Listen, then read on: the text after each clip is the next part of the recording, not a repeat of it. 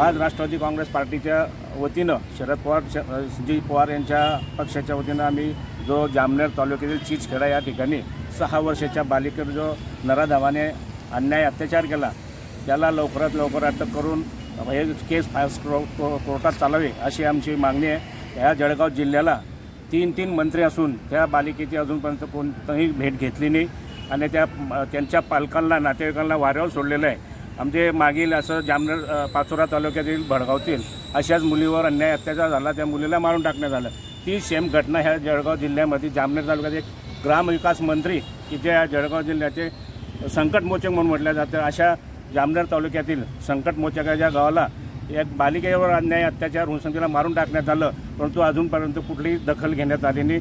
मी ह्या 3 मंत्र्यांचा जाहीर निषेध करतो आणि जर ह्या मुलीला लवकरात आरोपीला अटक नाही केली तर आम्ही राष्ट्रवादी काँग्रेस पार्टी शरदचंद्रजी पवारच्या वतीनं या ठिकाणी तीव्र स्वरूपाचं आंदोलन करू आणि मंत्र्यांना योग्य तो धडा शिकवल्याशिवाय राहणार नाही। कारण ह्या राज्यात भारतीय जनता पार्टीचं सरकार आहे आणि या सरकार भारतीय जनता पार्टीचा गृहमंत्री देवेंद्रजी फडणवीस या राज्याचे उपमुख्यमंत्री म्हणून आहे।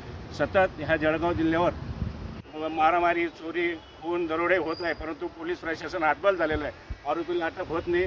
आज एवढ्या बालिकेचा अन्याय अत्याचार झाला, 3 दिवस हुनसंग आरोपी सापडत नसेल तर त्याच्यात दुर्दैव म्हणावं लागेल आणि त्यात पालकमंत्र्यांचा अपयश आहे। याची दखल घ्यावी आणि राष्ट्रवादी काँग्रेस पार्टी याच्या पुढे तीव्र स्वरूपाचं आंदोलन। आज राष्ट्रवादी शरद पवार पक्षातर्फे या ठिकाणी तुम्ही निवेदन दिलेलं आहे, जी अल्पवयीन मुलीवर जो अत्याचार झाला होता, की काय सांगा?